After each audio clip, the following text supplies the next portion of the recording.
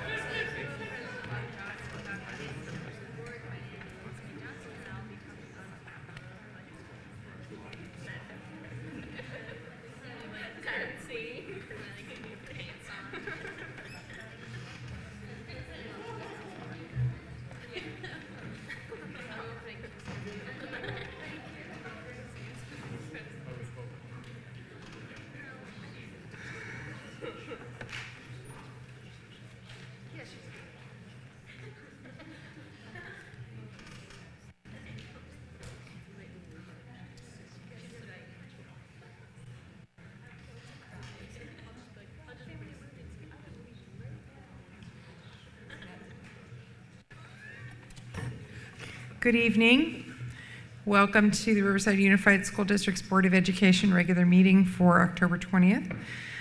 We've just returned from closed session where we took a couple of actions regarding appointment of a middle school principal, high school assistant principal, and a middle school assistant principal. And I'm going to ask Dr. Hanson to do the introductions because he is our superintendent, and he will do the introduction. Thank you, Dr. Hanson. Thank you, President Lock-Dawson.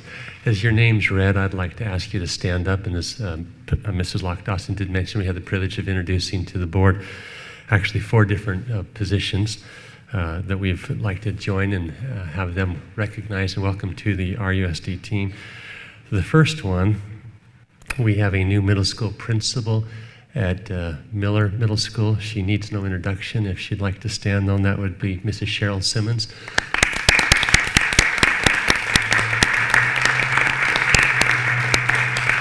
Cheryl, a long-time employee here in Riverside Unified, and we're just delighted for her strong leadership and her desire and willingness to go serve as the principal at Miller Middle School. So congratulations, Cheryl. We have a new assistant principal at Ramona High School, another long-time Riverside employee, currently at King High School, Mr. Rennell Robinson.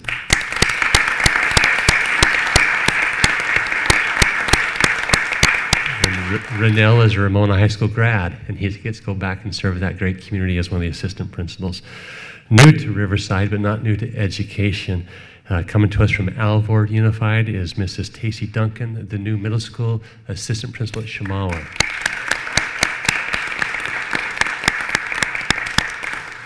And last but certainly not least, we have a new coordinator of school founding community partnership, Currently, she is employed and doing this position at RCOE, the Riverside County Office of Education. We're very, very fortunate to have her come and join us in Riverside Unified, and that is Miss Gabriela Alonza.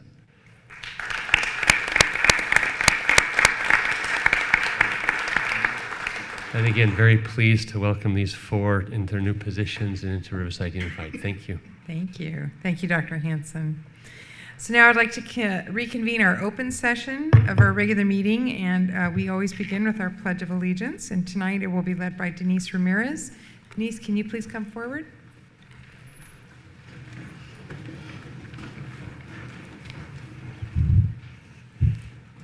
Put your right hand over your heart. Ready, begin.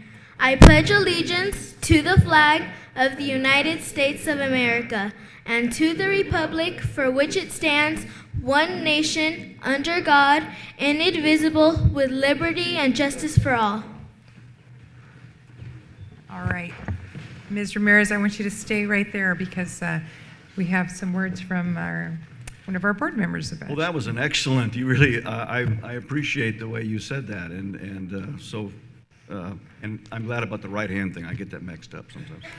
So this young lady is Denise Ramirez. Denise is a 5th grader at Madison Elementary in Miss Ruley's class.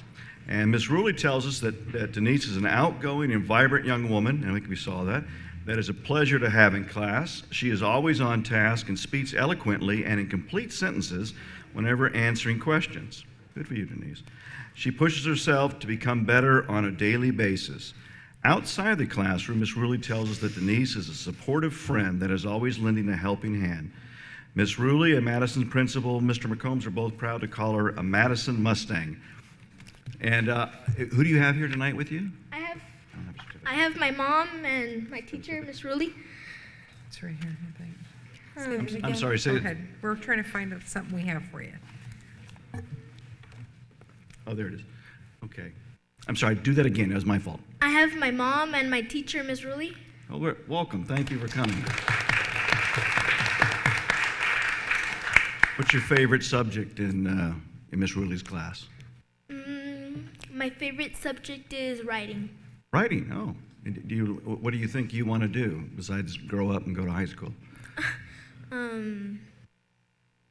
Probably become more of a writer or actor. Oh, very good. Very good. Well, I think we have a certificate for you, don't we? Oh, thank you. Right here. If your mom and Miss Ruley would come up, on behalf of all the board and Dr. Hanson, we'd like to thank you for being our pledge leader tonight at this meeting, and we have a certificate for you. Get the picture. We'll get you a picture, Mom. All right. Ready? 1, 2, 3. One more. Thank you so much. Keep at it, all right?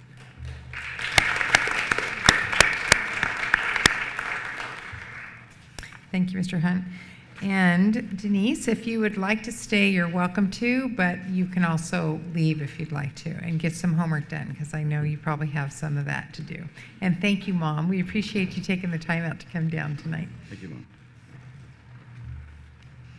All right, our first item on the agenda is our district superintendent's report from Dr. Hanson. Dr. Hanson? Thank you again, Madam President. This last Tuesday and Wednesday of last week, I had the privilege, along with several of the other employees here in the district, to participate in the 15th Annual Science and Technology Education Partnership, the STEP Conference, held at the Bournes Technology Center. And it brought back wonderful memories. I had a chance to, of course, meet the chairman of the board, Mr. John Fischel, and I remember years ago as the principal at Gage Middle School, Mr. Fischel was a parent of his daughter Mary. And that was the first time that they held that STEP program, and to connect with Mr. Fischel and Mary, now who is grown up and an adult, and to see them work in a part of that STEP conference of the Bournes Laboratories. We're very grateful for them, and certainly for their leadership, and for Mr. Bournes and his funding and playing host to this event for so many years.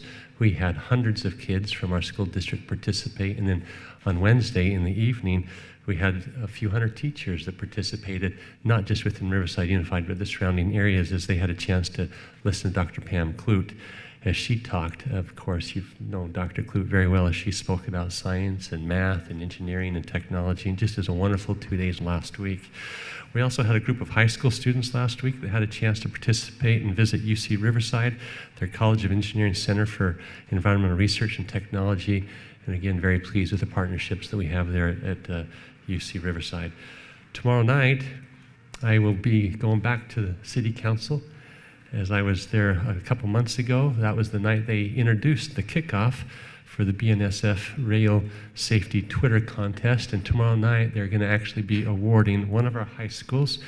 It's at 6:15. Mrs. Lena Kent from BNSF Railway will provide a brief overview of the program. The mayor will present the awards.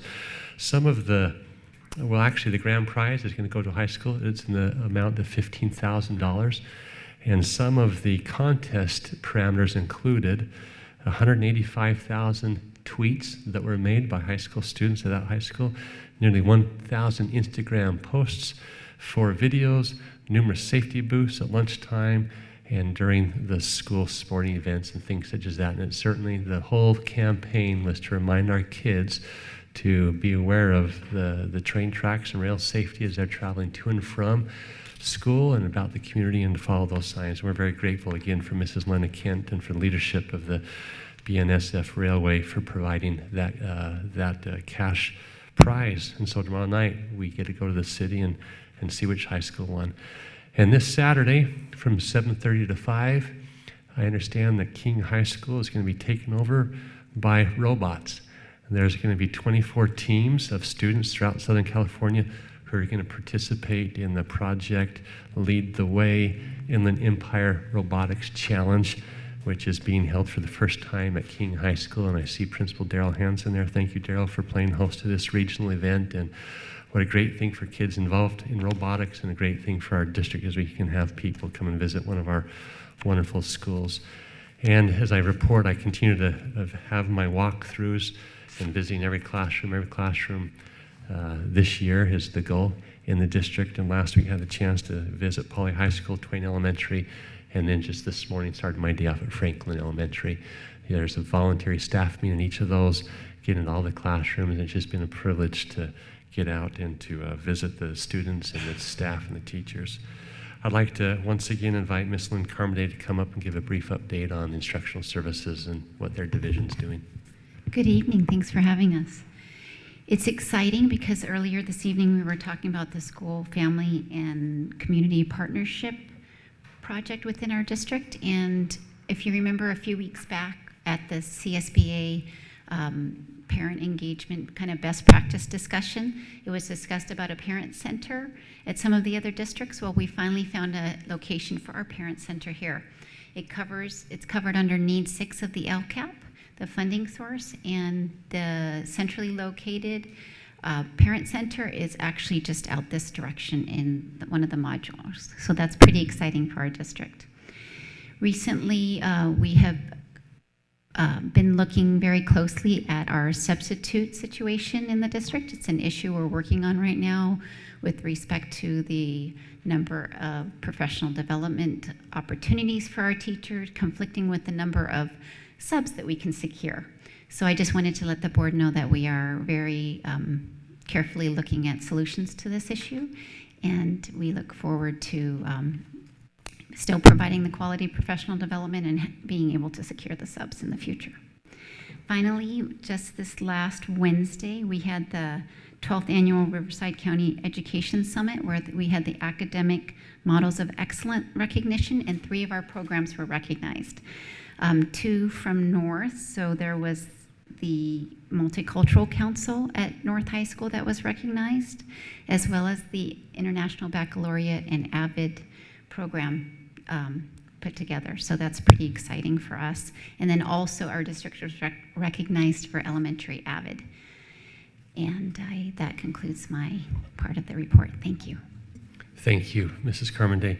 And last but certainly not least, and I know that Madam Luck Dawson, you're going to close today's board meeting in behalf, but last Saturday I had the chance to participate in the funeral of David Magana, who is an employee here in Riverside. He was the head custodian, plant manager at Arlington High School. And I first met David 10 years ago as I became principal of that great school, and his wife, Liz, is the attendance secretary at Arlington High School. And David passed away recently after several years of battling cancer, and it was really nice to be at the Grove and to see several people from M&O, from the district office, from school sites there to support certainly Liz and her 2 daughters and son, David Jr., and to be there and to celebrate the life of David Magani. And they gave me a few minutes to speak to the folks there. It certainly puts perspective in what we do and the people that we work with and relationships that we make. And so I'm glad that today's board meeting we're going to close on behalf of David Magani, and we certainly can keep Liz and her family and those that love David certainly in our thoughts and prayers in the upcoming weeks and months ahead. That concludes my report. Thank you. Thank you, Dr. Hanson. And thank you, Mrs. Carmen Day. Always a pleasure to hear from you. Our next section is our reports for our high school representatives, and we have a new crop coming in this year. There's not a familiar one out there, huh? Gee.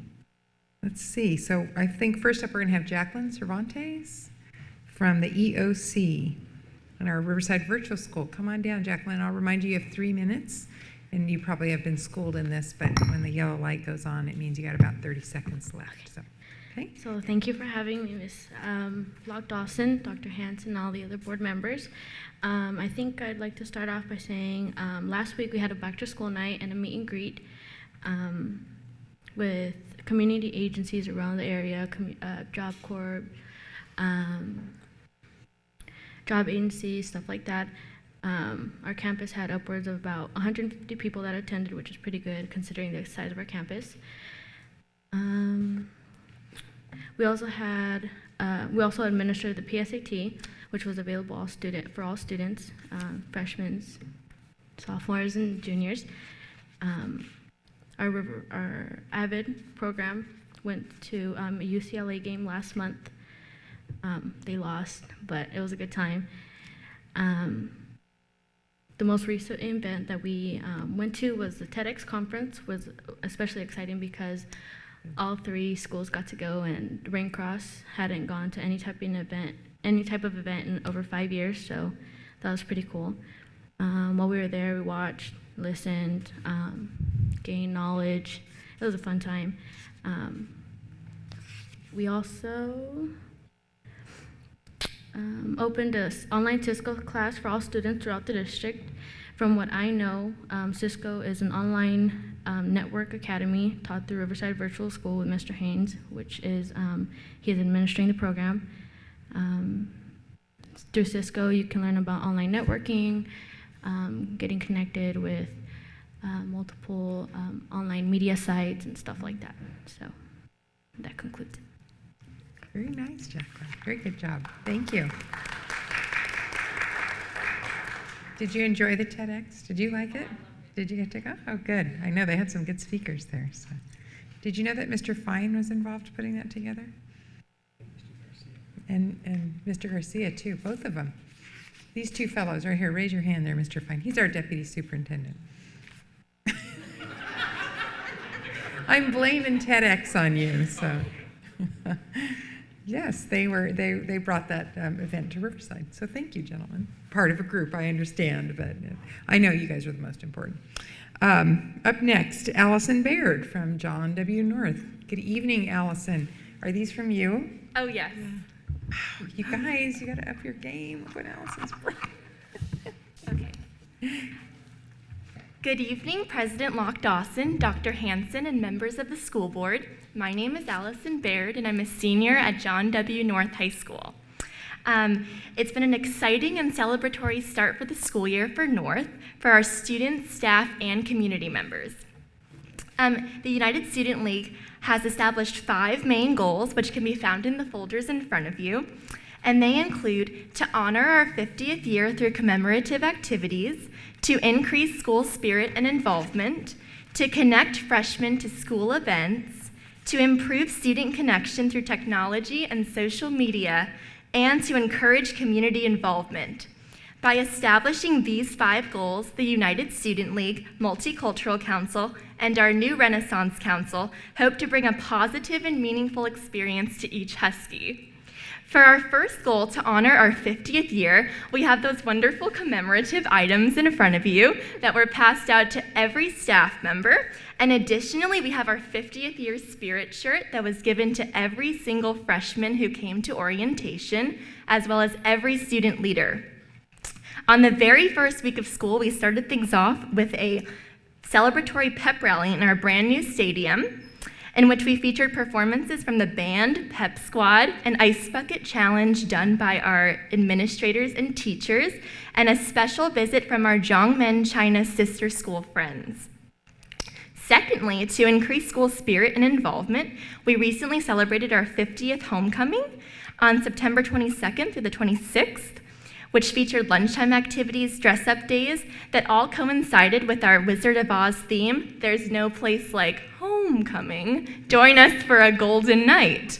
All of those festivities led up to our tailgate, and as well as our game against Temescal Canyon, in which we honored 25 North teachers who are also alumni during our halftime, as well as homecoming queens going back to 1965. To involve freshmen in our school activities, we have also started, the United Student League has continued to visit freshman humanities classes and push our School Plus 2 program, which encourages all students to get involved in 2 extracurricular activities. And in addition, we held a club membership day on September 5th, which had excellent student turnout and participation. Next, to increase connection through technology, we participated in the BNSF Railroad Safety Campaign, tweeting and posting short safety messages to stay off the track, which many teachers and students got involved with to really raise awareness about an important cause. And finally, to improve North's commitment to community involvement, student leaders, football players, band, participated in the Citrus Classic bike ride on October 12th, handing out food and water to participants. And in addition, we are so happy to announce that we are going to be holding a first annual Halloween Carnival on October 31st, leading up to our home football game against Rancho Verde. Invitations were sent to all of our elementary feeder schools, as well as our middle schools, University Middle School, to get them excited about North High School and about starting high school. Yeah. Okay. Very good, Allison. Very nice. Well, thank you for the swag. I have 3 children at home, so I can use this, getting them to do their homework and stuff. Thank you. Up next, May Johnson from Poly High School. May.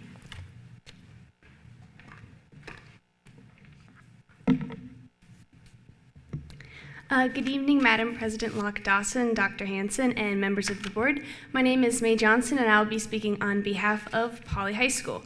So far this year, Poly High School has had a lot of new events to kick off the school year, and the first one we had was our Back to School Night. However, it was hosted before school started, so we dubbed it Not So Back to School Night. And it was held before school officially was in session, like I said, and it was a lot more casual for the students and the teachers and the new freshmen to just meet with all of their students, and it was categorized in subjects where the teachers would sit, so everyone could come up and meet their English teacher and then their math teacher. And it was also a very good way to get the freshmen involved because we had all of our club representatives there, so if they wanted to sign up for a club, they could do that. And we also had a free back-to-school dance that night where we had over 500 students attend, which was very exciting because we weren't expecting too many, being that school wasn't in session. So right after school began, we kind of kicked off the year again with a Poly versus King football game, and thankfully, Poly won. But before the game was held, we had a nice carnival that kind of encouraged both Poly and King fans, parents, athletes to kind of gather in a non-hostile way because Poly and King are rivals, as you may know.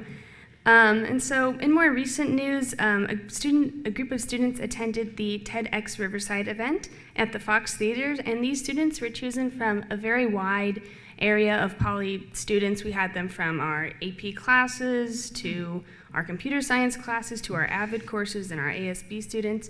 And we hoped that what everyone would learn, they would take back with them to Poly to kind of spread the news around.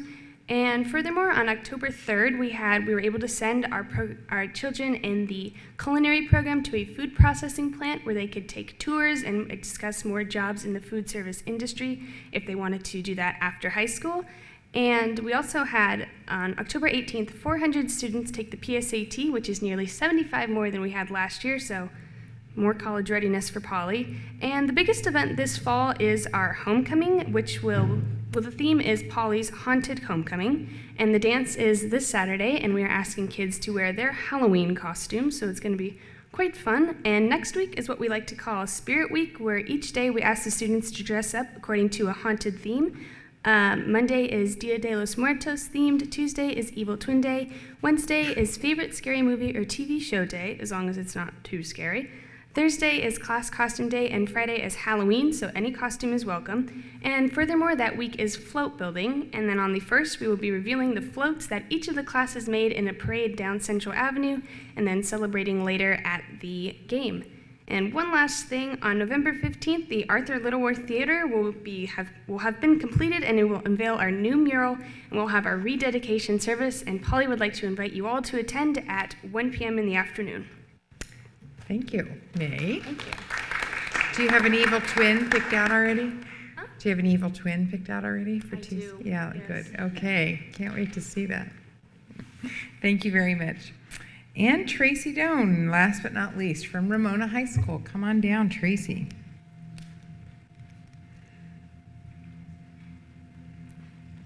Hello, Tracy. Good evening, President Locke Dawson, Dr. Hanson, member of the board. My name is Tracy Doan, and I'm here to represent Ramona High School and tell you about all the activities that we had this month. I'll start off with our Link Crew program. We hosted a freshman orientation on the first day of school to welcome our freshmen. We also planned many activities, bonding activities, and take the freshmen to many sporting events to welcome them to our school. We recently had a homecoming pep rally, and our theme was SpongeBob SquarePants. And since it's such a popular theme, a lot of people are involved in the Spirit Days, and we create so many different Spirit Days that students can participate in. We also had a new tradition that we call Ram Pride, which we encourage the students to dress up from head to toe in blue to show our Ram Pride, and we do that on game days as a part of our tailgate. And we recently had a club rush, which all the clubs gather into our gym, and we have our students go in and get to see the different clubs that we have at our school and see which one they're interested in to increase our school involvement. Our HBA program recently hosted a table at the college fair at the Galleria on October 1st, and our seniors took some trips to colleges to see what they want to apply to, and our juniors are also job shadowing at the different community hospital. Our ROTC program are planning a Marine Corps ball, which will happen in November. And then we have our color guard participating in a competition at Fontana High School, and they won 3rd place. As for our athletic, for our homecoming football game in Arroyo Valley on September 26th, we won. We also started a new tradition this month called Pink Out, in which we had everyone on our home side dressed up in all pink to spread breast cancer awareness. And then recently, our tennis team has played 3rd in league so far, and all 3 of our volleyball team won their top competitor, which is Jurupa Valley. And then for visual and performing arts, our visual art magnet program received a field trip grant from the American Museum Ceramics Art. And we also had one of the biggest play of the year called 12 Angry People that happened on Thursday, Friday, and Saturday. And for our AVID program, we started a new annual act of encouraging sophomores to take the PSAT so they can get prepared for the actual SAT. And we started a Adopt a Street program in which in our AVID class we're taken into the street of Magnolia, and we get the chance to pick up trash and clean up the street. And that's it for my report. Thank you so much for listening. Have a wonderful evening. That's great about your Adopt a Street. That's wonderful. Thank you. Girls, I don't know if you've been told, but you're welcome to stay, or you're also welcome to leave. So we would not be offended if you wanted to go. You all did a fabulous job, and I'm looking forward to seeing you again in a couple months. Thank you. Next on our agenda is our public input section. That is for items that are not agendized, and we did receive a couple of cards. The first is from Natasha Humphrey, who would like to speak on the topic of substitute teachers. Ms. Humphrey, can you please come forward? So your comments are limited to 3 minutes, and as you probably noticed from our high school representatives, the yellow light goes on at the 32nd to remind you to encourage you to wrap up. So, Ms. Humphrey, please go. Thank you. All right. I've never done this before, so I apologize if I'm nervous.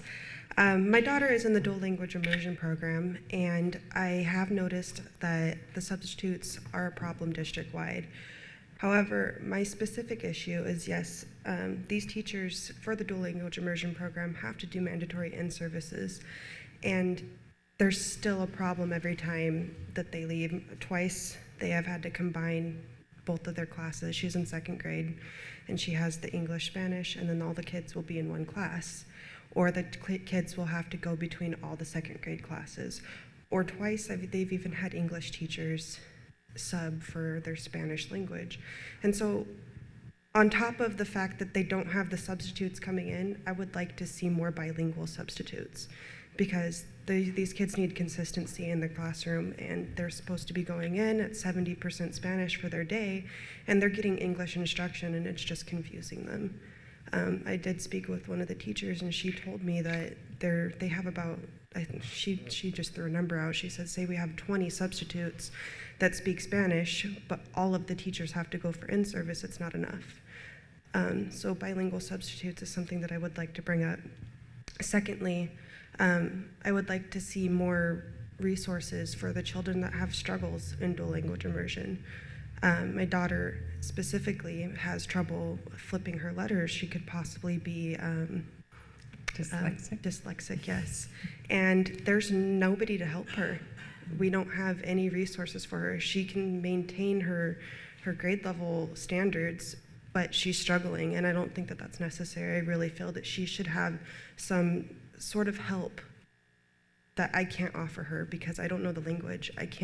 I don't know if she's saying a word wrong. I don't know, you know what I mean? Like, I really would like to see some sort of RSP, some sort of tutoring offered to the dual language immersion kids, because it's just not fair that they don't have the same resources as the other children in the schools. And that's what I have to say. All right. Well, for a first timer, you did just great. Thank you, Ms. Humphrey. Thank you. And I want to thank you for coming down. We can't respond to you individually because it's not agendized, but I know we've got staff in the audience, and Dr. Hansen is very concerned about these, particularly with our DLA program is really getting going, so we really appreciate hearing from parents about maybe some of the hiccups along the way and how we can do things better. So All right. appreciate that. Thank you. Thank you.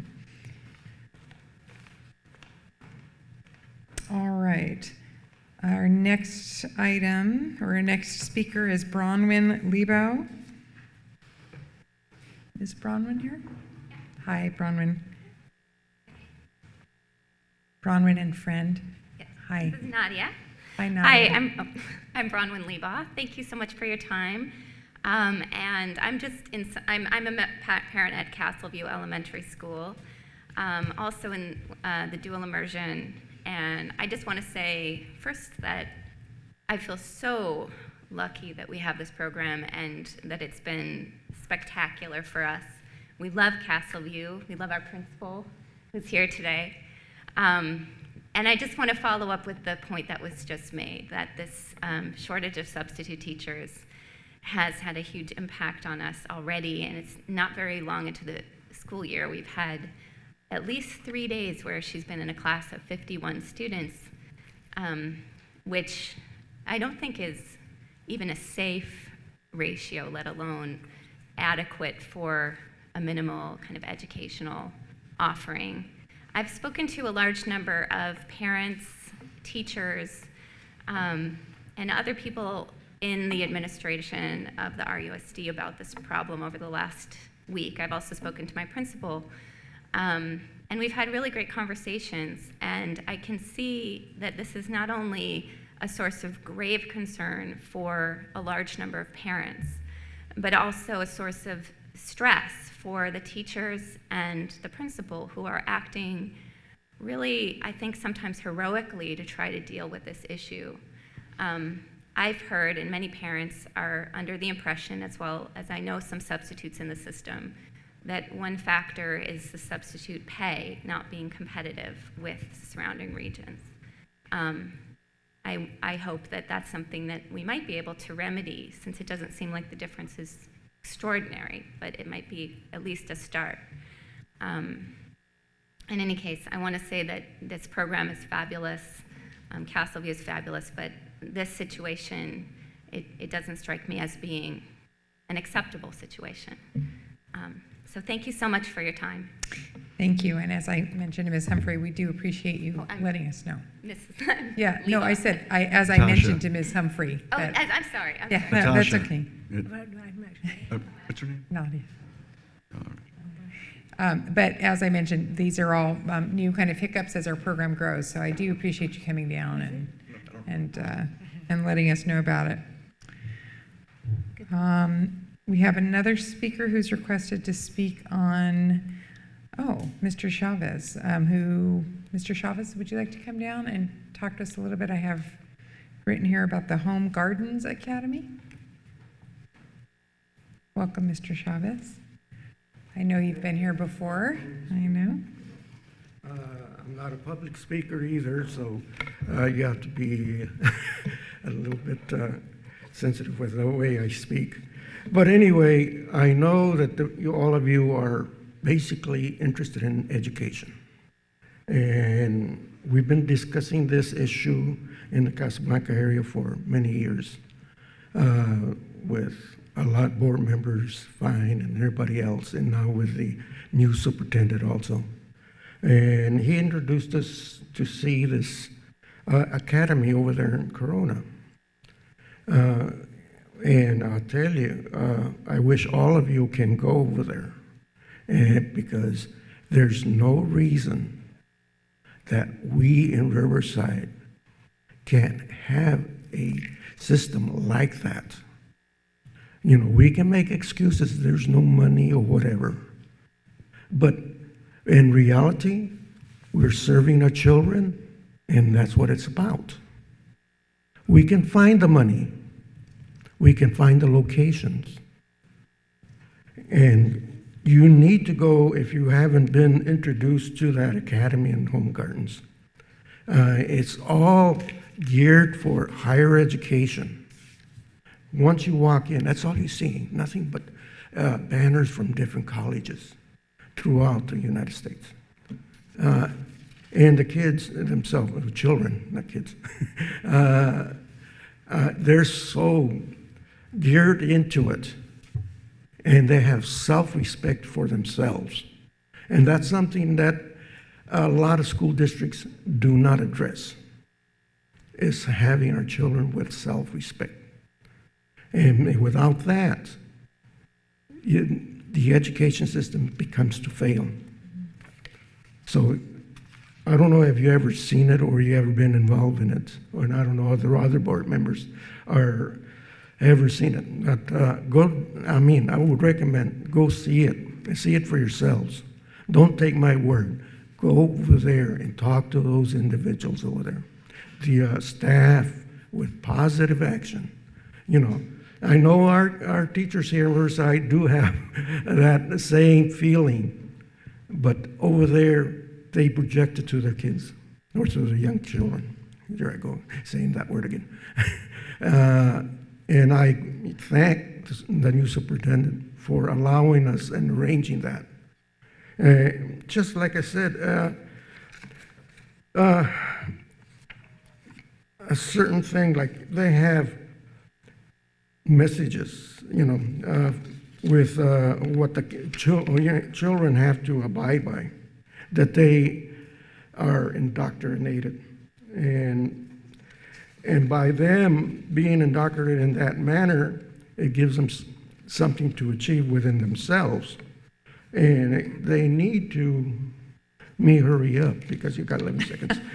Thank you, Mr. Chavez. I appreciate you taking the time to come down and speak to us, and also appreciate the time that you took to go there. So we appreciate it. I thank the superintendent and Mr. Garcia for giving us this opportunity, and hopefully the rest of you will take that opportunity and see it, because I think it's an excellent idea, and we need to have it in Riverside. Thank you, Mr. Chavez. All right, our next item is our presentation for Mr. Martin, our RCTA president for the Riverside City Teachers Association. Mr. Martin, I know I don't have to tell you what the lights mean, so. You don't, but I'm going to ignore them tonight. Just a little.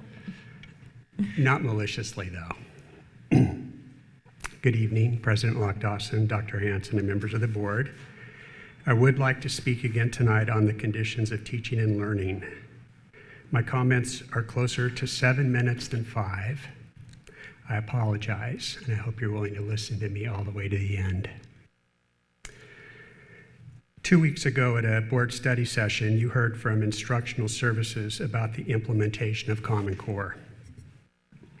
I would like to share with you what I hear sometimes, multiple times every day. Here is a portion of an email I received Friday night. This year has been tough. I want to use other words, but I really want you to take me seriously. I don't know you or you me, and I don't want to come across as a whiny teacher. But I am telling you, it is the hardest I have ever worked. I teach 2 periods of Math 1. The Math 1 curriculum is extraordinarily time-consuming.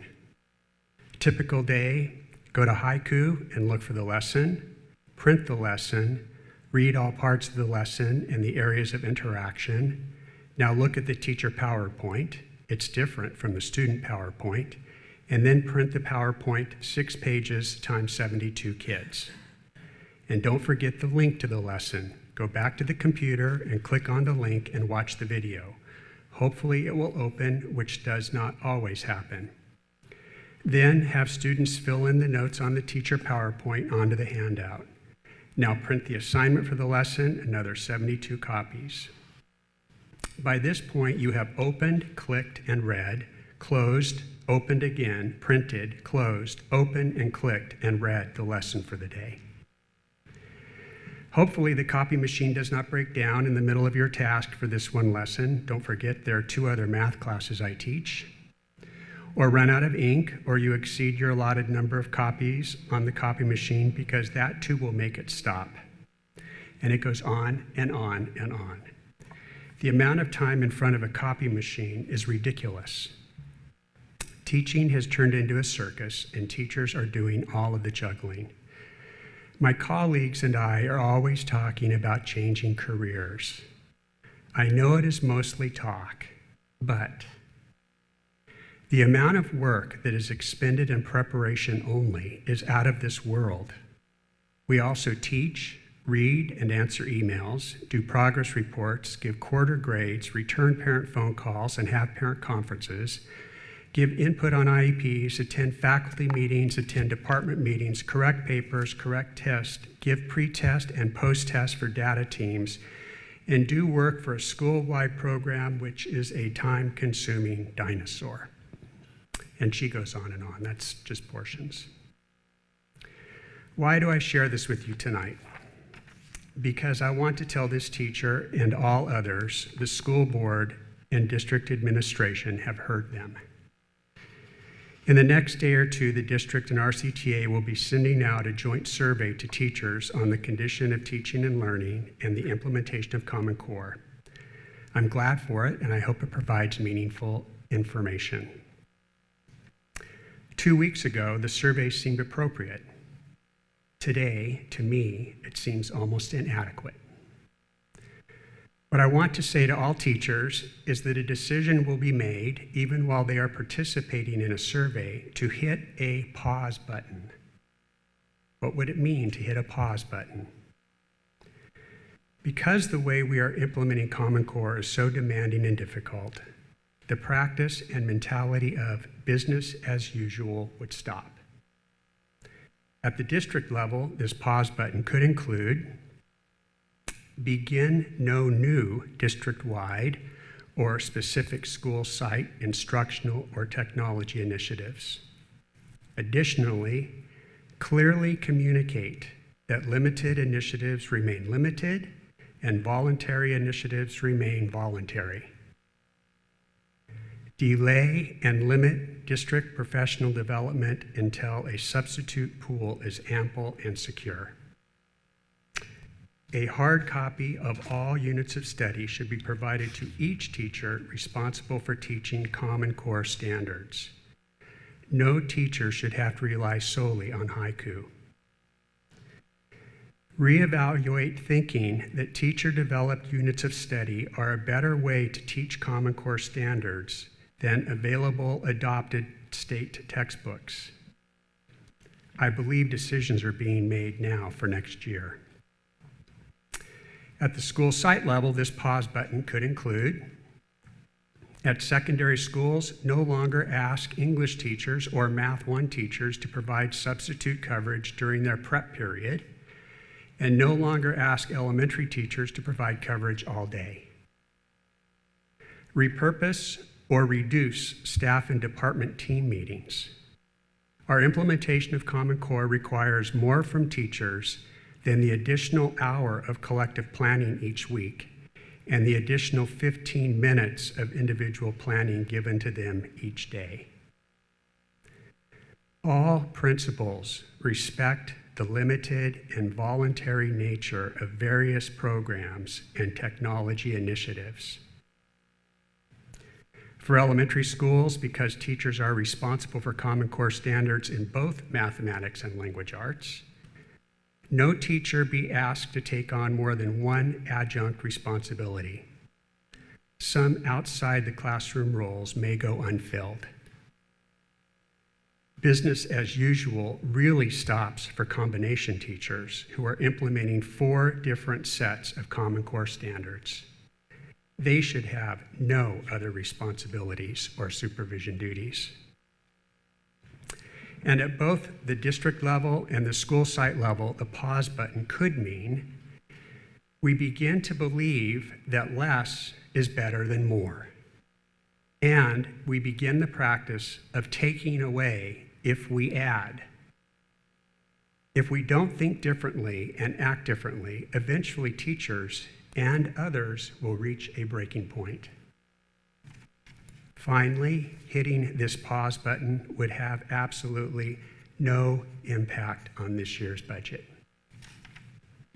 If we really believe kids first, then we should also believe teachers next. Tangible support and changes should occur soon, or the words kids first will begin to sound hollow. Thank you, Thank you Mr. for Martin. giving me 7 minutes and 27 seconds. Can you provide us with a copy of your comments, please? I absolutely can. Okay, I appreciate Can I that. answer any questions or? Okay. I would just say, I hear you. Yeah. All right. Thanks. Thanks, Mr. Martin. We take your comments very seriously. You know that, so I appreciate your candor. Thanks. All right. Next on our agenda is our consent calendar.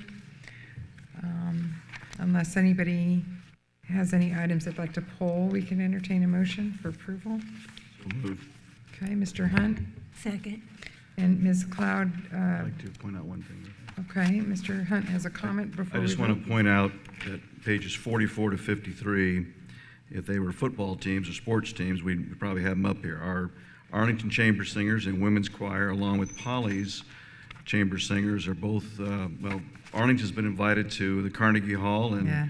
New Jersey and New Jersey, and Polly's going to Nashville, and which is the heart of music, country music. So I just wanted to point that out, how that is, and also to commend Dr. Lewis on our bulkhead. I think we always thought that bulkhead would cost us a lot more than is here, and I'm glad to see that. So I'm happy to vote on that. All right, so we have an motion and a second to approve consent. Please vote.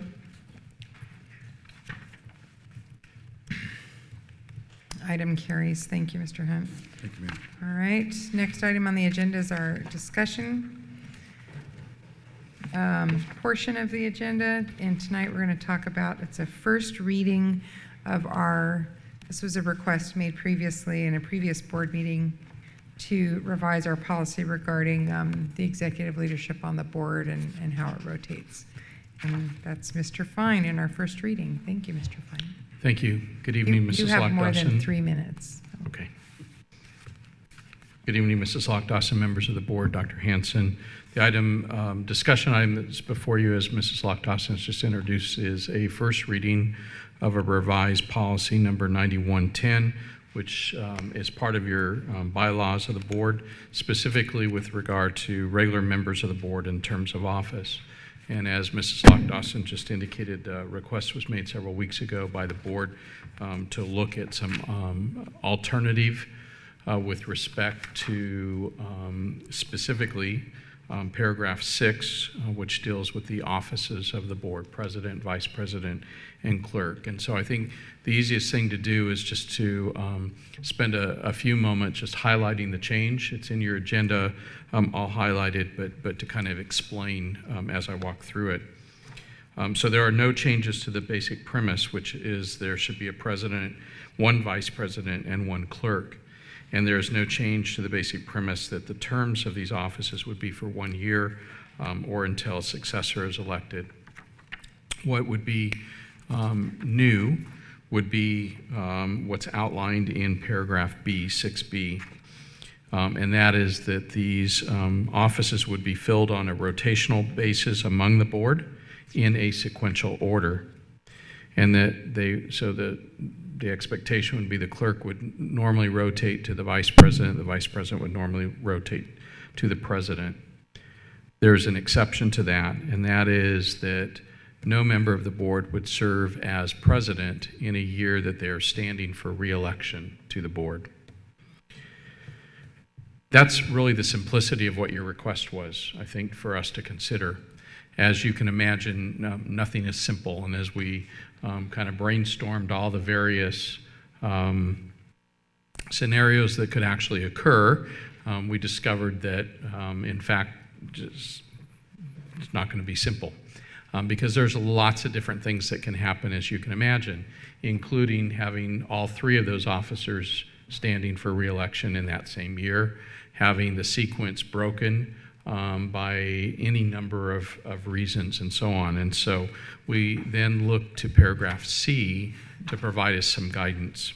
In cases where the sequential order is not followed due to the restriction that we've just set, i.e. president would not serve in a year standing for re-election, then the current vice president, which would be that person that would normally move to that role, would stay in their existing role as vice president, and the clerk, in essence, would take the role as president.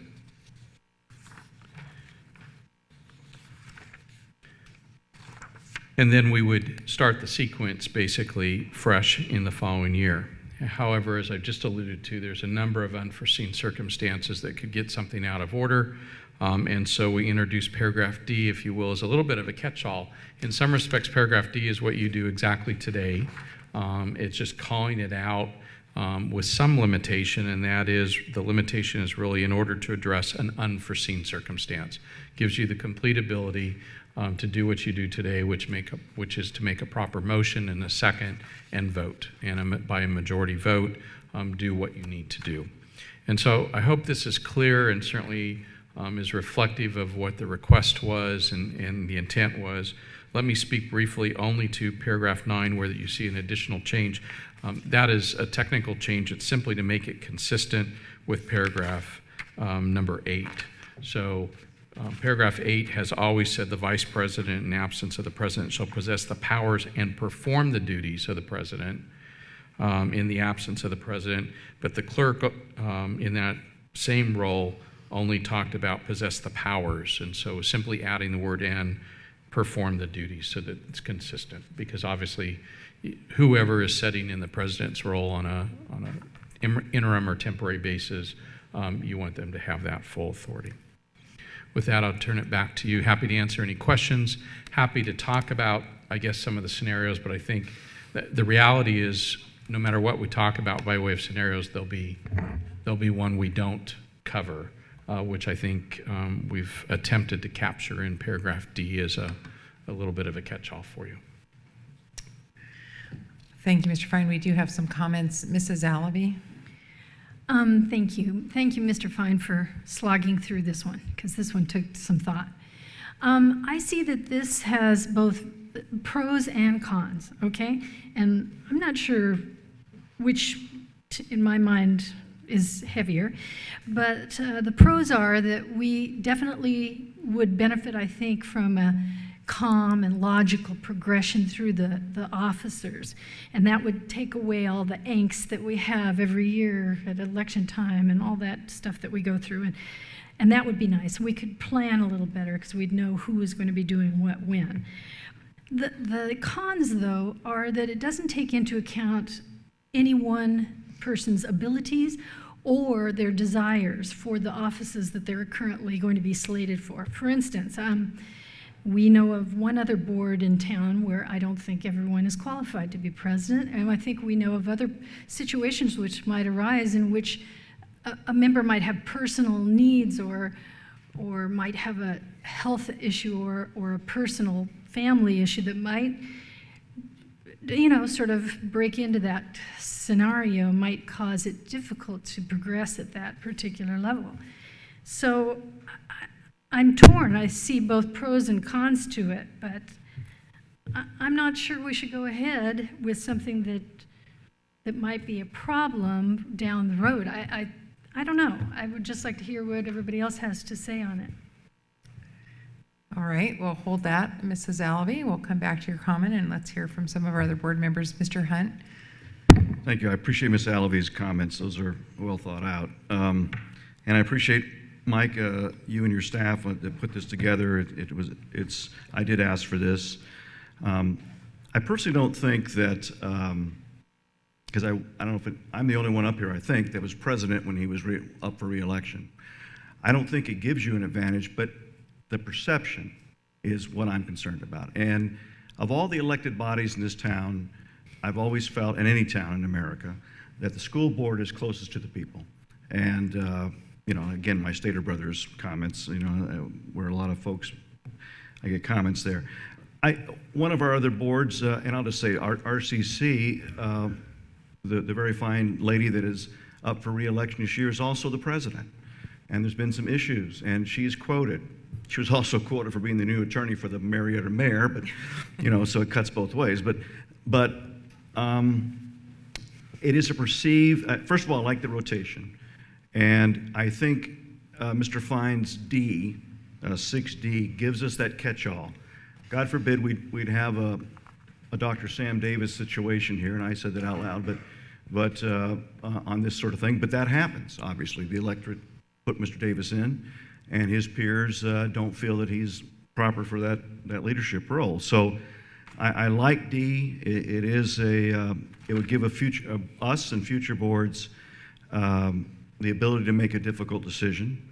But I do think, and I would be next up on our rotation, and it's the perception of some sort of advantage that I wouldn't want anyone in my race, if I run again, to claim, and that brings some sort of unwarranted concern about the Board of Education in Riverside. So I will be supportive of this. Thank you, Mrs. Lockdawson. Thank you, Mr. Hunt. Mrs. Cloud?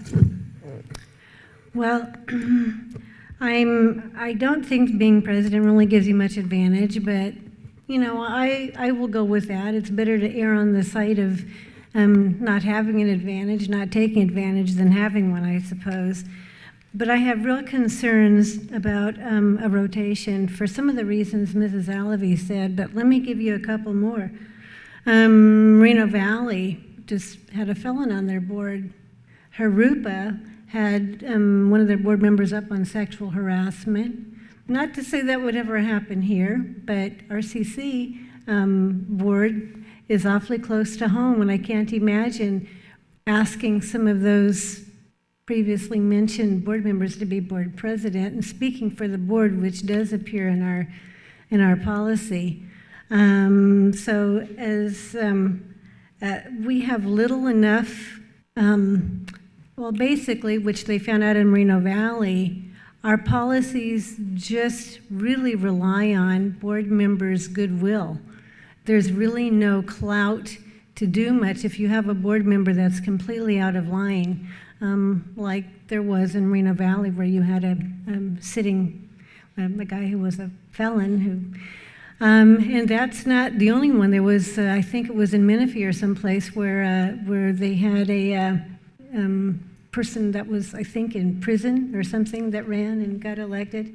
So, while I appreciate the ease that some of this would bring, and I realize that sometimes the election meeting is a little rocky, I weigh that to the issues of having a board president speaking for a board in a rotation. That would be totally inappropriate.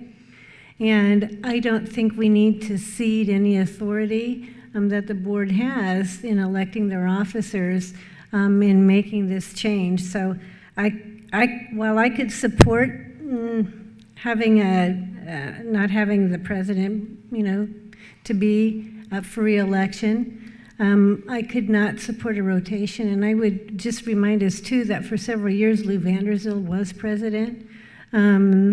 Virginia Blumenthal has been board president several times on the RCC board, and when Lou was president, there were reasons, because it does take a little bit more time when you're president, and some board members just don't feel that with their other personal situations is acceptable. So while I appreciate all of your hard work, Mr. Fine, I could not support rotating officers. Thank you, Mrs. Cloud. Mr. Lee. I have a couple questions, Mr. Fine. So when you talk about a sequence, how is the sequence determined?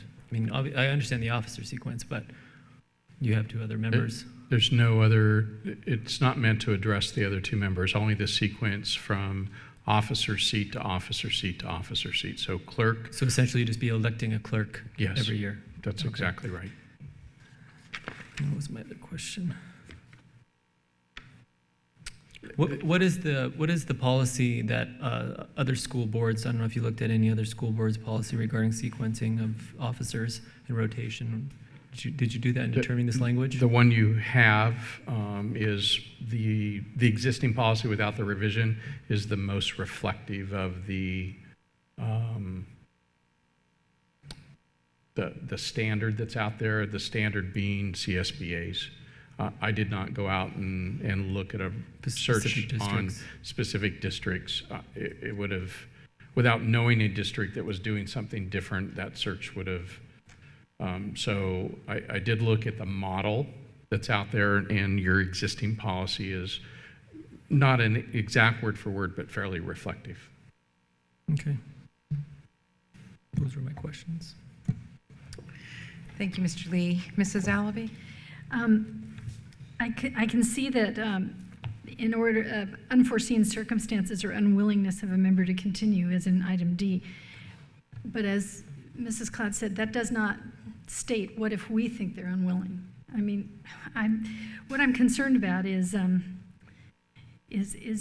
there a possibility that by creating this sequence that we could probably be getting into bigger problems for a future board? I'm not suggesting that the current sitting board would have any problems with this. But I do like Mr. Hunt's suggestion about a board president not being in his or her election year, because I believe that does create some confusion on the part of the community when speaking. Are they speaking for the board? Or are they speaking because they're being elected? So I think that maybe we ought to retain that portion, and maybe we could table the rotation portion for further thought. Okay, Mr. Hunt? I asked for this, and I would be completely against that, Mrs. Alavi. My first, before we walk downstairs, so I can say this, my first meeting after getting elected and sworn in, I asked Lou, Lou served many times as president, as I'm walking down the stairs, I said, how does this presidency thing work? He goes, well, Kathy's up next, then Chuck, then me, then you. So there really hasn't been a good form on how to do it. And to Mr. Lee's question really is that Mr. Vanderzeel decided I was last, and he had been one before me. So I think by having a rotation, we know what's expected. If we or a future board has to change it, then we will. I mean, and they will. They will. If we have, by the way, he wasn't a felon when he was on the board. He was a felon when he got convicted. But we have those things. We will do the right thing.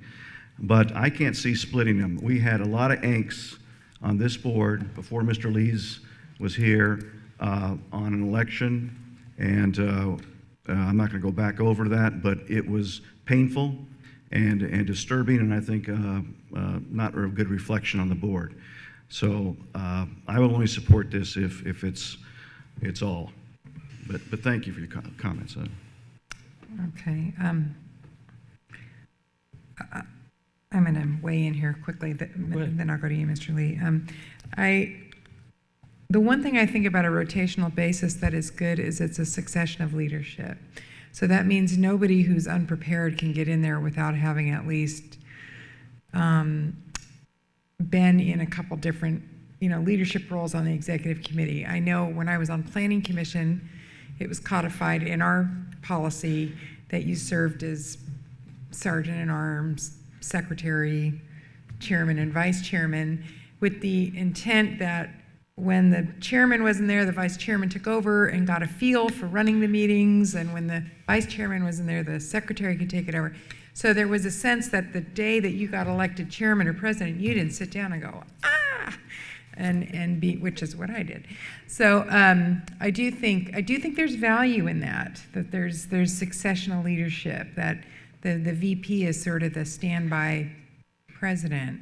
So how we do that, I mean, one of the other ways I could think of is, based on who's in what trustee areas now are sitting on executive office, you could write a policy where you state which trustee areas, and that would be very clear.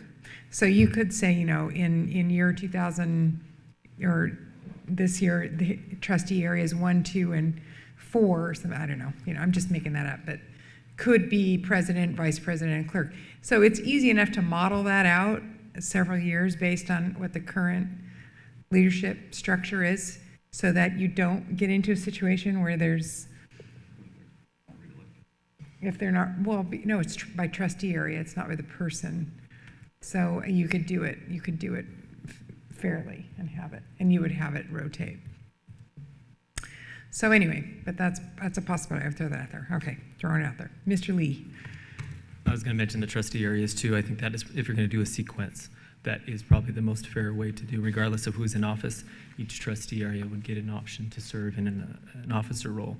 And I think that the doomsday circumstance that some of you have referred to is mitigated by the fact that you don't automatically get to be an officer. Those two, the board would have to vote you in to be a clerk, knowing that they'd be electing somebody that would be a future president. So I don't see those concerns. And since everybody else has commented on, I really don't see an advantage of being a president during an election year, helping that person. I think being an incumbent already gives you that advantage, and things could be going just as bad for a district as just as good when the president's up for election. So I think the opposite could also have an effect. You get blamed either way. So. Thank you, Mr. Lee. Mrs. Cloud? Well, I would just say about the inexperienced CSBA, which we all attend, offers workshops, officers' workshops, president and all, which I think are very helpful because really, as we all know, you run the meeting and set the agenda. There's a lot to remember sometimes, but I think CSBA does a good job of preparing us. And I would say I just stand fast to, not rotating. That's why most districts have the option to appoint or choose a president rather than have rotate, because however you do it, you have the opportunity with little enough regard already to how a person, remember, that person is the spokesperson for the board. And there have been times, even since I've been on the board, that probably hindsight being what it was, there should have been a different board president. So it does give us the authority and the ability to choose each time the president we think would serve us best. So it's a little rocky sometimes, but I'm more willing to take the rockiness than to have a rotation where somebody has the opportunity to speak for a board that wouldn't be very appropriate. Okay, so you're hearing, I'm going to go back to you, Mr. Hunt, in a minute, but just to summarize for Mr. Fine, you're hearing comments about having ultimate flexibility in retaining or appointing your executive board. And Mrs. Cloud, were you in favor of not having a president be during election? I don't think it's an issue that's not the hill I would be willing to die, and I don't think it gives you a real heads up, but I'm willing to go with that. And Mrs. Allaby kind of feels strongly about that issue. And Mr. Lee feels strongly about, as do I, a succession of leadership in having some, okay, I'm just trying to bring it together for you. Okay, I have a couple more comments. Okay. Mr. Hunt. Thank you, Mrs. Luck-Dawson. Succession of leadership is very important. With our new superintendent, we've talked about maybe we'll move away from committees, but for now we have committees. And a few years ago, we decided wisely that the budget committee should be the president and vice president. And for just the purpose Mrs. Luck-Dawson was talking about, that the vice president would have time to understand the integral workings of the budget and be able to be in those meetings. I also want us to think about something before I throw Dr. Davis on the rocks. The RCC board and all of us up until recently were elected at large.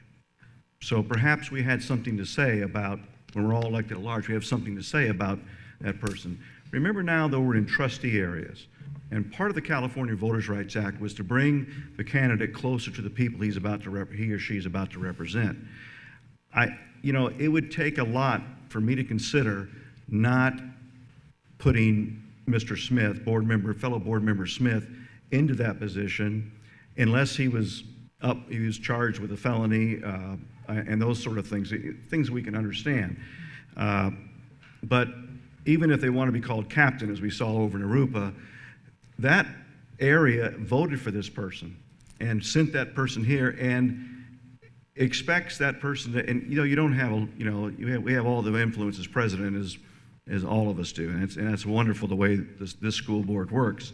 But I think we should be careful, and as we ponder this in the next few weeks, I don't mind tabling it until we have a retreat, but that's just something we should think about, that the California Voters' Rights Act specifically wanted the candidate to be closer to the community he or she represents. Thank you, Mrs. Luck-Dawson.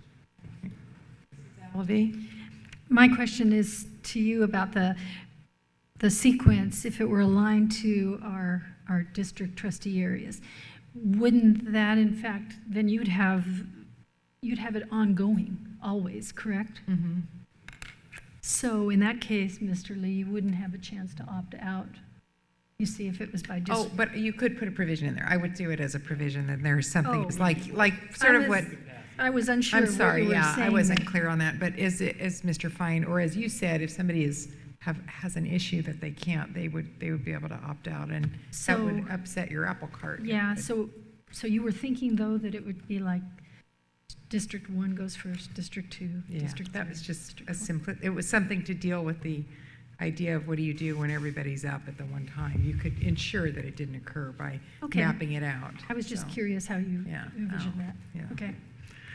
Mrs. Cloud again. Just real briefly, I think having succession can be valuable.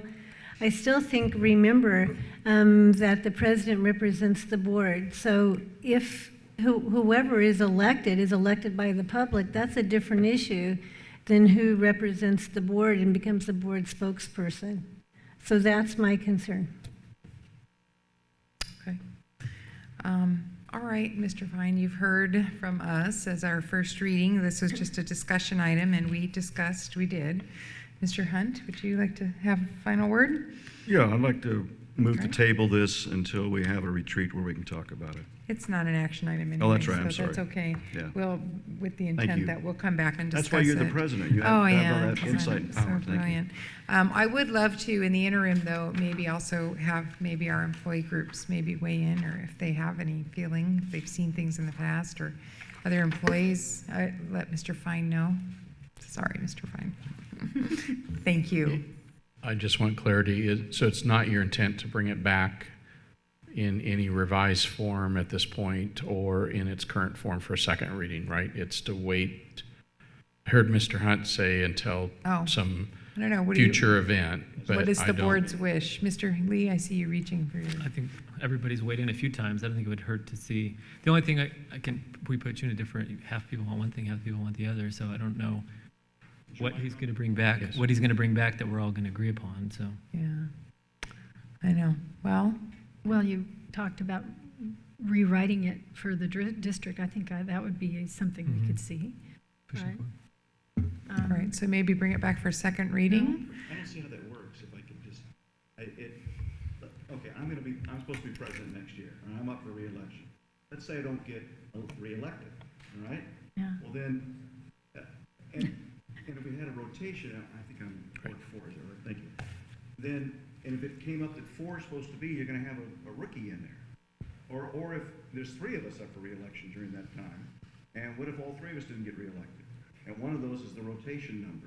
Then you got a rookie in that thing. So That's true. I think we should just keep it the way it is. And to answer Mr. Lee's question, if 2 new folks come on, and to figure out where they are in the rotation, it sounds, and Mrs. Cloud doesn't like that, I think this is a political job, but let's just take, if the tiebreaker is how many votes you got, and just whether you're 4th or 5th in line. I mean, it's a little bit better than Lou Vanderstel telling me, and you're last. So it's a little bit more in the control of the board instead of in one distinguished member's hands. So, Okay, I would ask you to look at that model, even though Mr. Hunt has brought up the contingency that perhaps a rookie could be in there. There could be contingencies for that as well. I think we need to run through a couple scenarios using trustee areas as the, yeah.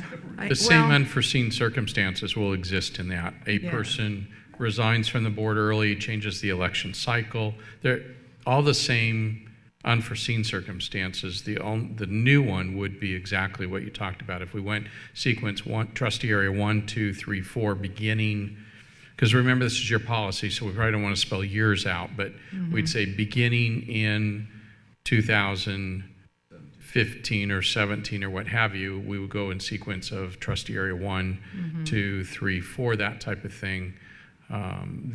The one nuance would be the one I think Mr. Hunt, that I can think of standing here is exactly the one Mr. Hunt brought up. And it might not be, because I don't know. I would have to run through. I'd have to see the model if that would ever come up that way. It may not be.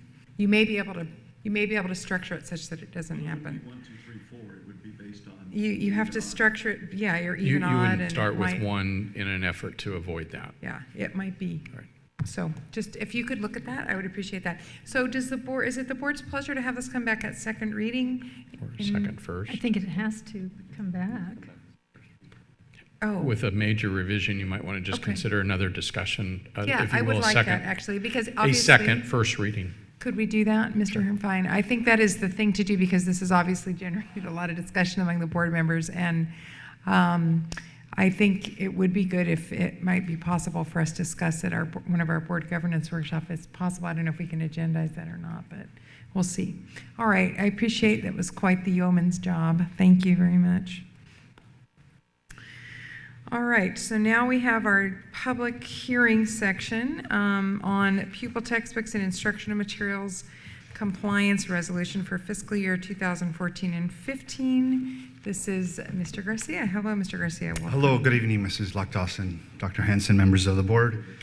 At this time of the year, to be in compliance with the mandates pertaining to the Williams Act and Education Code Section 60119, the RUSD Board of Education holds an annual public hearing and also verifies through a resolution whether each pupil in the district has sufficient textbooks, instructional materials, or both, in the 4 main context areas of English language arts, mathematics, science, history, social science, and also including foreign language and health. And furthermore, for grades 9 through 12, the resolution must verify the availability of laboratory science equipment as applicable to the course offerings. As part of the formal documentation in the district, all principals have certified that students do in fact have sufficient materials as described in Ed Code Section 60119. And so at this time, you have 2 items there, one which is a public hearing, and then the resolution which follows. Thank you, Mr. Garcia. We have a couple comments from our board. Mr. Hunt? I'll skip. I'll wait till you close the public hearing. Thank you. Okay. Mrs. Cloud? Well, my question really is kind of big picture. With the new Common Core, with the concerns that Mr. Martin shared tonight, we have different kinds of materials than we've had before because a lot are teacher generated and a lot are on the computer. And so has any of that been taken into account in the compliance resolution? Good question. Yeah, it is a good question. So as part of the available materials that teachers have, we are still using the textbooks that we have in the classrooms for all of the different areas, the 4 main content areas. So teachers have, for example, in history, social science, they have the textbooks that they've been using for the past several years, in addition to other supplemental materials that they're using in their course. The same can be said for mathematics and for English language arts and science. So to answer that question, yes, in fact, we have the textbooks, and that is what the education code calls for. And so I don't know if that answers your question. I know, like, say, for instance, Ramona is a digital high school. You have the textbooks in the classroom that students can use. Are there sufficient amounts then for those students to use a textbook instead of the device? Mm-hmm. And more and more as we go into Common Core, this is a period of great transition. And there are more teacher-generated papers and more teacher-generated sites on the computer and all of that. So I get that we're just certifying compliance with this, and I'm okay with that, but that really doesn't tell the big picture. Because we're not, especially in RUSD, textbook-based as much as we used to be. So is this just a pro forma kind of exercise? For purposes of the public hearing and the resolution, we are only addressing the issue of making sure that we have sufficient textbooks and instructional materials to meet the mandates. Well, just let it be known, I am concerned with Common Core and the changes, especially in math. That's a concern for me, and science. Okay. Just a reminder, we are in a public hearing, which we opened. Yeah. Pardon me? I think you have to open it. With the gavel? I did open it when I introduced the agenda item. Yeah, I mean, I think by stating that you're having a public hearing, you open it. So we are in a public hearing, and we're discussing the pupil textbooks. Mr. Garcia, you are still on the hot seat. Get back up here because you have some more comments. Yes, ma'am. Mr. Hunt. Thank you, Ms. Lockdawson. And I think it is pro forma, but I think it gives us an opportunity to sort of address some of the things that Mr. Martin brought up tonight. So help me understand, as Mrs. Cloud said, math seems to be an area of some debate. Where does a PowerPoint come in? Mr. Martin referring to the email he received from a Math 1 teacher, said that the teacher had a different PowerPoint than the students do. Is that part of their curriculum, or? So as we discussed at the study session several weeks ago, what we have done is we've tried to provide teachers with a variety of different resources, the textbook being one of them, other supplementary materials, including PowerPoints that were created by our staff developers, and so that we can provide teachers with choices in terms of delivering their instruction. And so as what was mentioned at the study session, there are some teachers that will choose to use certain materials that have been provided, others that will bring in some of the other materials that have been posted on Haiku. Haiku is currently the vehicle, if you wish, in which teachers are accessing that, and we're posting. We are trying to communicate that and make things available for teachers in a way that is efficient, that is comprehensive, that is a one-stop shop. And so that's one way in which we are trying to address that. So this teacher, this anonymous teacher that Mr. Martin is quoting, he could have chosen the same PowerPoint where do the students get their PowerPoint from? Their textbook? From their teachers. And some teachers will, some teachers have their own sites that they, post instructional materials for the students to use. Yeah, Mr. Ayers did that, I remember, yeah. Correct. Well, I just don't understand how this teacher could have had a different PowerPoint than his students had. He elected to do that? Well, let's take the textbook as an example. There's a student textbook, and then there's a teacher's edition of the textbook that has some notes and other information to help the teacher in terms of developing their lesson plan and such. So I would probably make that similar comparison. I think some of the things that Mr. Martin said, and even that this allows the board to talk about some of this, and Mrs. Cloud's excellent questioning. I don't know about the other board members, but I was not totally satisfied with the Common Core presentation. We were given two excellent teachers, and in Mrs. Brady's words, ones that don't really need and maybe don't even want the tools we're giving them. Those were two, Peyton Manning type teachers. I'd like to understand how this situation happens. I assume we're going to have updates on Common Core and that. So I hope next time it has a little bit more variety in that. So I'd like to understand what these teachers are up against. I don't want teachers thinking about other careers. I don't want our teachers thinking about other careers. I want them thinking about teaching and staying at RUSD and being the best they can. So it's a time of transition. There's a lot of forgiveness in that. But I appreciate that we're allowed to talk about it. And to address that, Yes, Mr. Hunt, as you heard from Ms. Carmen Day, we are working on a joint teacher survey with our CTA to administer district-wide with all teachers to try to get some input. And we definitely do want to hear from teachers. We're listening. We also have surveys when teachers do participate in professional development to determine the usefulness and the validity and how valuable they find that professional development in terms of supporting them in their instruction and their delivery. So hopefully that survey will give us some more comprehensive data in terms of where teachers are at with the implementation of Common Core. Well, as you and Mrs. Paredes look at this, and Mrs. Lynn Carmen Day, I can't say your name without saying all of it sometimes. It's hard. But just, Assistant Superintendent, I'd just like your thoughts on this teacher's idea. What did when you heard this pause button suggestion, which I know it probably is a reach, what was your thoughts on that? Hitting a pause button with all this. Well, it's...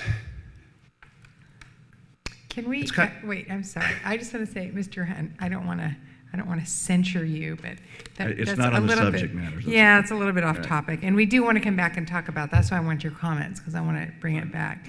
No problem. So I apologize, Mr. Hunt, but I don't want to get us in trouble. Thank you, Mr. Garcia. I appreciate You're very that. welcome. But you have another question from Mr. Lee? Yeah. I think Mr. Hunt and Mrs. Cloud do bring up good points. Clearly, we do need to discuss this. But just for clarification for me, this public hearing is ed code that we're required to do on a semi-annual or annual basis. Annual basis. To check the boxes that we're legally providing sufficient materials for our students. Correct, and we need to make sure that, so the principals each have to verify that that in fact is the case. We also have the Riverside County Office of Education that throughout all the, most of the schools in the county, they go out and do checks to make sure that in accordance to the Williams Act, that in fact there are, textbooks and instructional materials for every student. So there is an accountability besides our own self-assessment and self-verification. Okay. So yeah, that I just want to make sure that I understood that clearly. But I do think we do need to bring back that clearly it's not sufficient for the teachers. Maybe legally we're following it, and I'm not saying that's even our district's fault. Like clearly Common Core is a new era and the materials just don't exist yet. But I just want to make sure we're staying on top of it. And I know a lot of people are paying attention. I appreciate Mr. Martin's comments earlier, hearing from teachers, and I've heard the same thing from several teachers that I know with. And I just want to make sure, even though we're in this public hearing that we're going to close, and I think we don't take action, right? No, well, the next item we do to approve it. So But, if we do take action, that it's with the asterisk. I know it can't have an asterisk, but for lack of a better term, that we need to provide better materials for students. You know what, Mr. Lee, what I want to do is call for that as a future agenda item, because I would like to have a discussion of that, Dr. Hansen, specifically these things that came up, and that's why I asked your comments. Because I do think it's important, and particularly some of our programs specifically are lacking, and I think we really need to have a very thorough discussion of that. Mr. Hunt. First of all, thank you for the discussion, and my comments in no way reflect on what you and Ms. Carmen Day and Mrs. Paredes, the hard and good work you're doing in really redesigning education as mandated by the U.S. Congress and our state. So I move to close the public hearing. Okay, thank you, Mr. Hunt. And Mrs. Alavi seconds.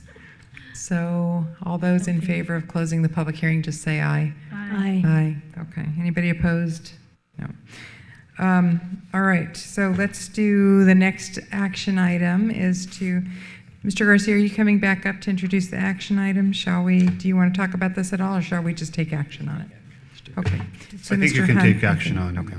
Thanks. You don't have anything additional to add? So move. Okay. So Mrs. Second. Cloud and Second. Dueling seconds. I don't know. Mrs. Cloud and Mrs. Alavi. I'll go with them. First and a second, and please vote. Okay, with the future agenda item to bring back information about our textbooks and adequacy of the Common Core specifically. All right, we're at the end of our board meeting, so we're going to go to board members' comments. Mrs. Alavi, would you like to go first? Thank you. I would.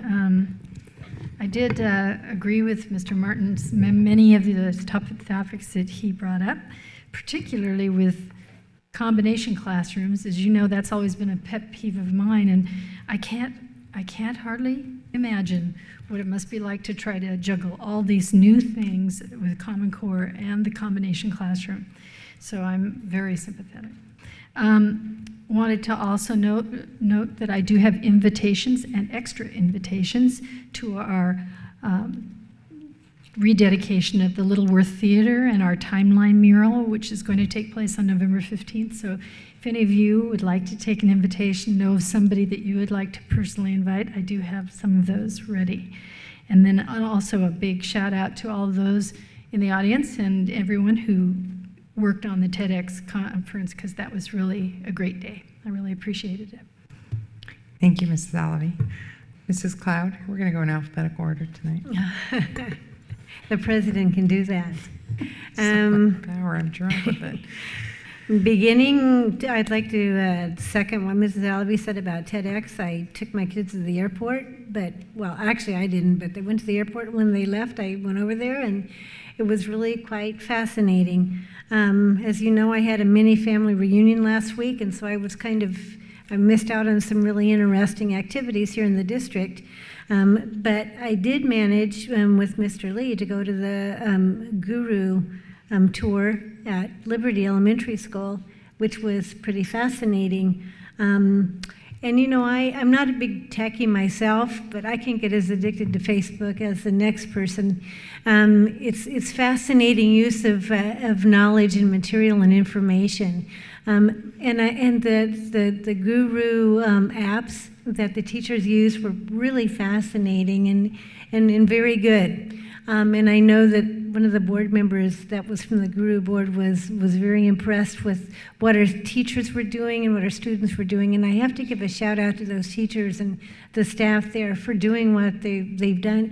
And it does energize students in learning. But the other side of that is, even as we were there, one of the teachers was showing the students how to use how to get to the app. And you know, sometimes you have to go to this page and then this page and then that page and then you click on here.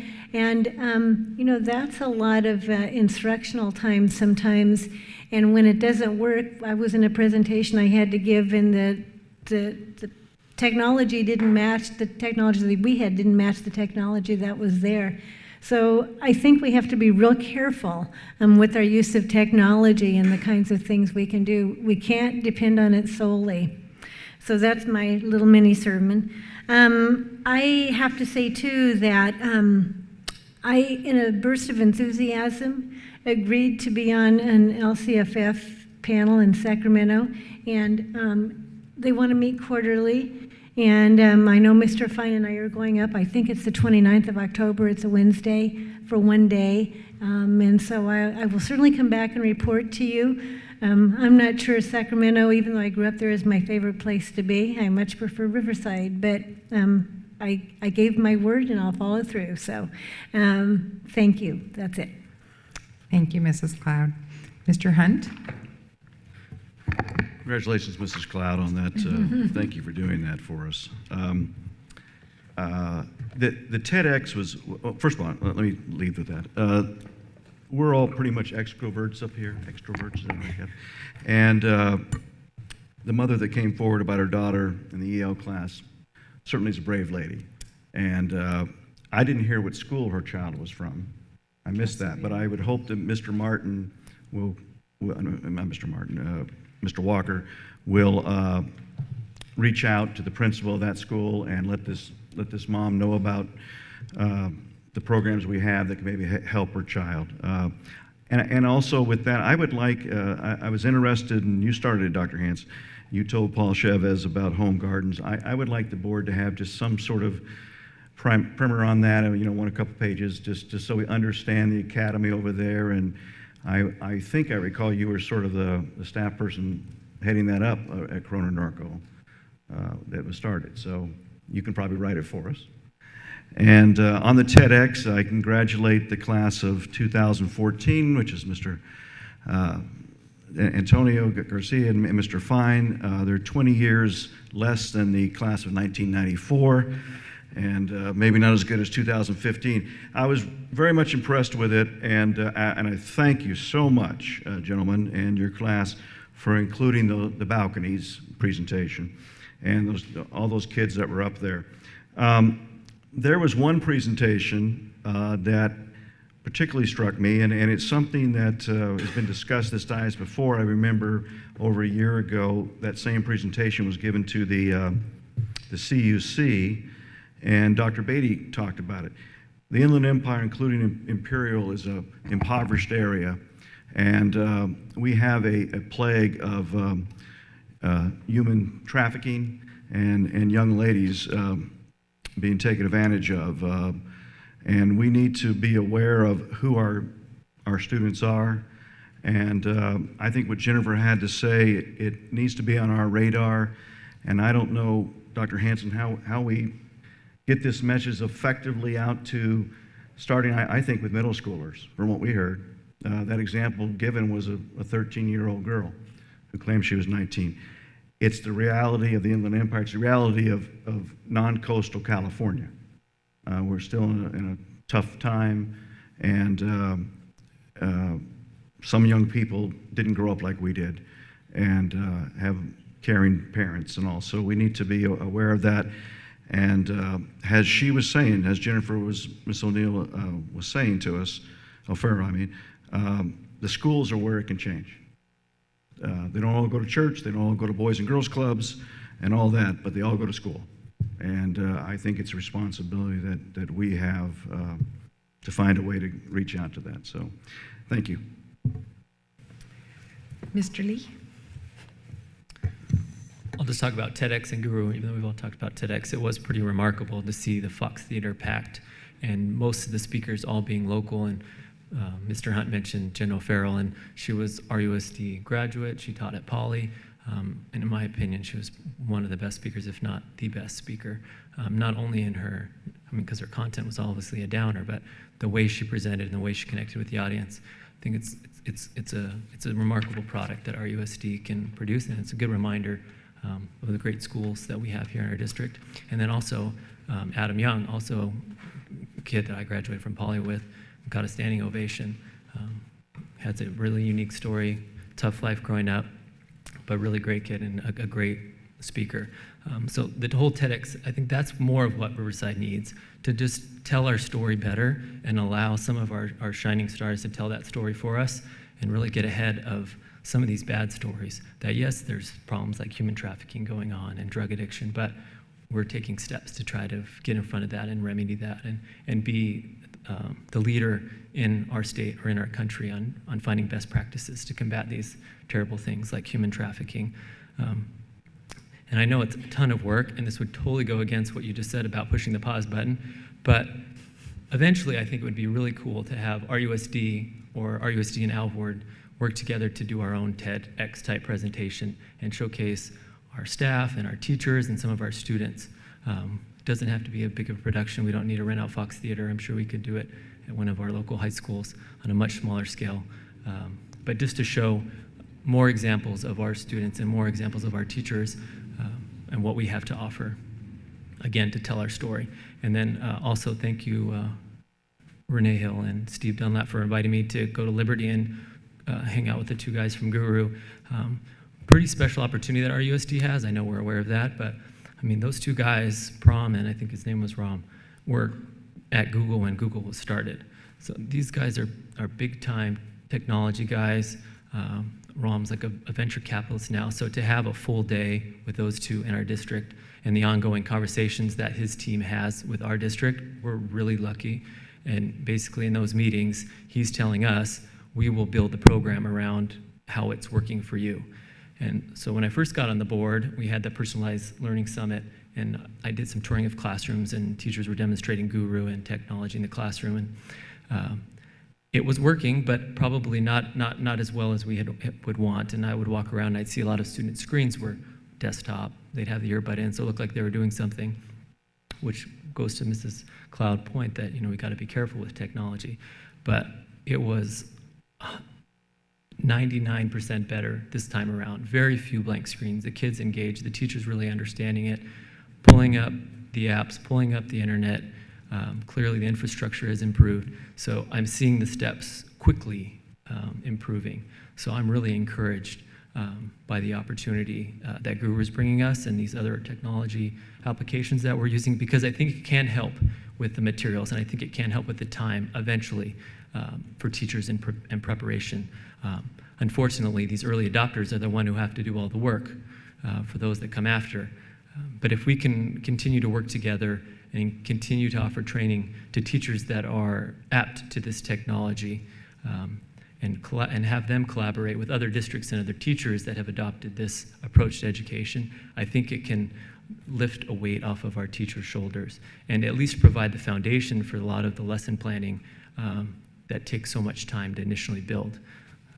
I know I in my job, I'm not really good at starting from the ground, but if I can look at 4 or 5 other people that have already started it, I can say, oh, this works for me, or this works for me, this works for me, and kind of cater it to what works best for my personality, for my business. I think teachers would be able to have that same opportunity to kind of customize it for them and their classroom and their students, since they know best how their students learn. So I thank you for inviting me to participate in that, and I'm encouraged to see that continue, and I'm glad we got the money from GATE to continue that. And I know we all have an opportunity after our CSBA conference. The last day, they invited us all to tour their headquarters. So if you guys have time, I encourage you to do so. That's all. Thank you, Mr. Lee. Just very briefly, I've been, I just want to let the board know, and some folks too, just some of the different things I've been doing out in the community. Just on last 2 weeks ago, Wednesday, I spoke to the STEM school. They have a symposium, weekly symposium. I don't know how many of you have been there, but where they have different speakers come in and talk about science careers or non-science careers that are improved by science or related to science.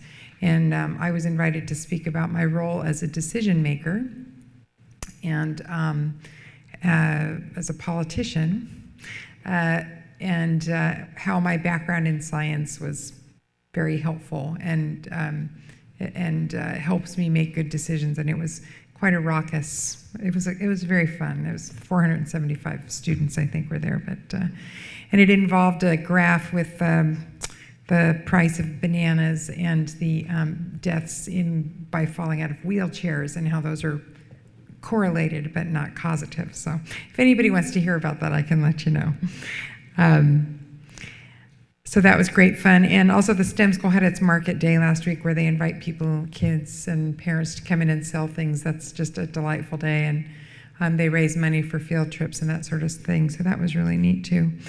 Also, I was interviewed by the CSBA magazine. You know, we all get that magazine for school boards, for I think it was a future story on the first 100 days of a board member, so, and what they should do. So I think, I'm not sure when that's going to come out, but I just wanted to let you all know that.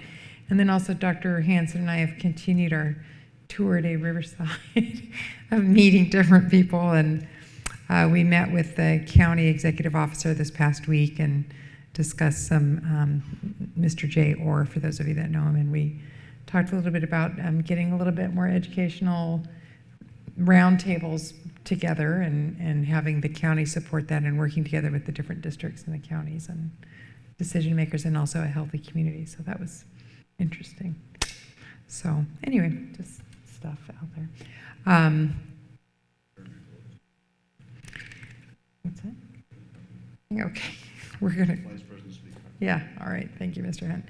All right, so tonight we do, as Dr. Hanson mentioned earlier, we're going to adjourn tonight's meeting in honor of Mr. David Magana, is it? Magana. Mr. David Magana, and he passed away on October 13th, and he was a retired RUSD employee at Arlington High School. So please keep him and your family in your thoughts and prayers tonight. Thank you. Oh, yeah. Do we want to go into closed session, everybody? Okay. So we are going to go into closed session right now. We're going to adjourn our open meeting. In our closed session, we're going to hear from Dr. Hanson on, what's our agenda item? What's it called? How did we agendize it? Public Employee Performance Evaluation, right? Okay. All right. So thank you.